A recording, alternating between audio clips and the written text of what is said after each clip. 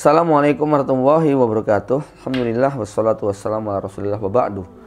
Terkait dengan Abdurrahman bin Auf, bisa kita simpulkan memiliki kemampuan memanage perusahaan secara profesional. Dari mana kesimpulan itu bisa kita ambil? Saya hanya membayangkan bahwa Abdurrahman bin Auf itu dalam riwayat kurang dari 2 tahun sudah memiliki 100 karyawan. Abdurrahman bin Auf itu sepanjang hidupnya telah membebaskan 3.000 budak. Ini manusia, mereka butuh makan, mereka butuh minum, ya, bukan hanya sekedar seperti benda-benda mati, ya. Mengelola manusia, walaupun budak itu misalnya dia agak mirip dengan harta dari satu sisi karena bisa dijual belikan. Dari satu sisi budak itu harta, ya, karena bisa dijual belikan, bisa diwariskan, bisa dihadiahkan, bisa dihibahkan, bisa disewakan, ya. Tetapi dari sisi lain dia adalah darah daging, dia punya hati, punya perasaan.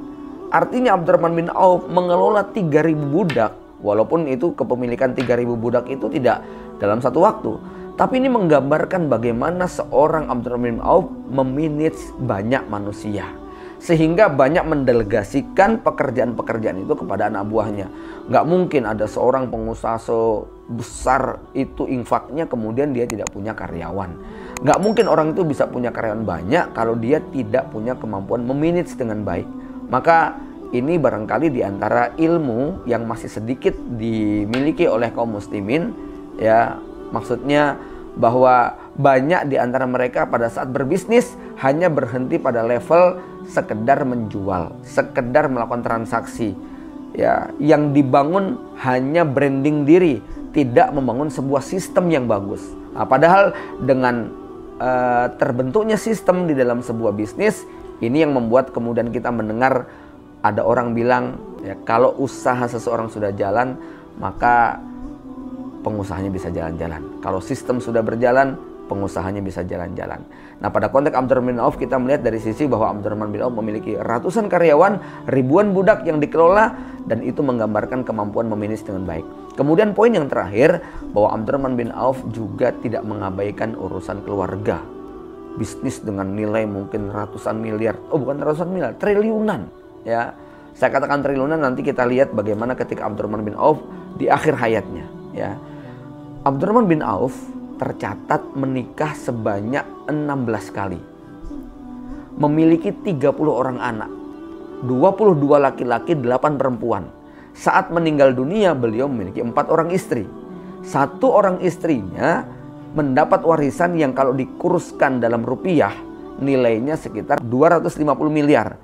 Yang itu, ya, kalau kemudian dikalikan dengan 4 orang istri, bahwa istri itu hanya mendapatkan 1/8, maka total yang diwariskan sebegitu banyak.